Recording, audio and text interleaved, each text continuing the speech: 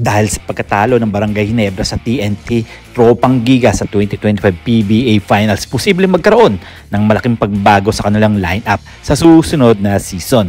Narito ang ilang posibleng manlalaro na maaaring matrade, ma-release o magretiro depende sa direksyon ng koponan.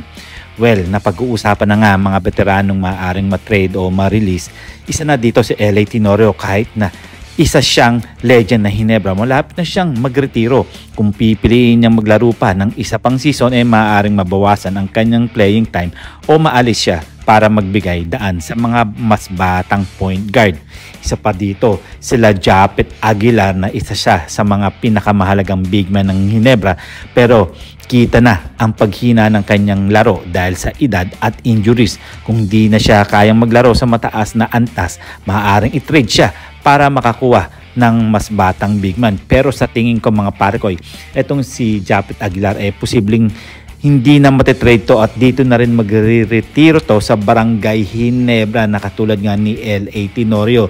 Dahil alam naman natin itong dalawang player na to talagang core ng Barangay Ginebra at talagang veterano na, at malabo nang ma-trade to sa ibang kupunan. Well, kung kayo ang tatanungin, kailangan pa ba ma-trade to o magre-retiro na ang dalawang player na to sa Barangay Ginebra? At may mga lumalabas pang mga balita mga parekoy na mga role players nga na maaaring matrade o ma-release din sa Barangay Ginebra.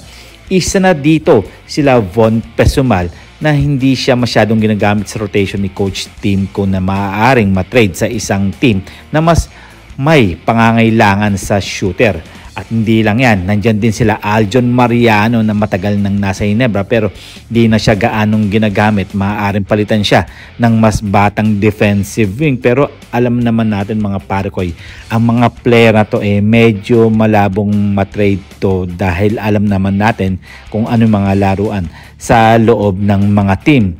May palakasan dyan. Siyempre hindi ganun basta-basta matitrade to, lalo na itong mga player na to may dekalidad na shooting talaga pagdating sa loob. Well, kung ako naman tatanungin mga pare ko, si Von Pesumal pati na rin si Aljon Mariano kakapirma lang ng bagong kontrata nito, kaya medyo malabo pa to. Pero yung mga ibang player na maglalaro, hindi nakakapaglaro sa Barangay Ginebra, posibleng matrade ngayon, nakukuha ng mas bata at mas mabilis. Well, may magbabalik kayang mga player ng Barangay Ginebra na binitawan nila, o mag-i-stay na lang sila sa mga player nila, sa mga veterano at sa mga bagong rookies ng Barangay Ginebra.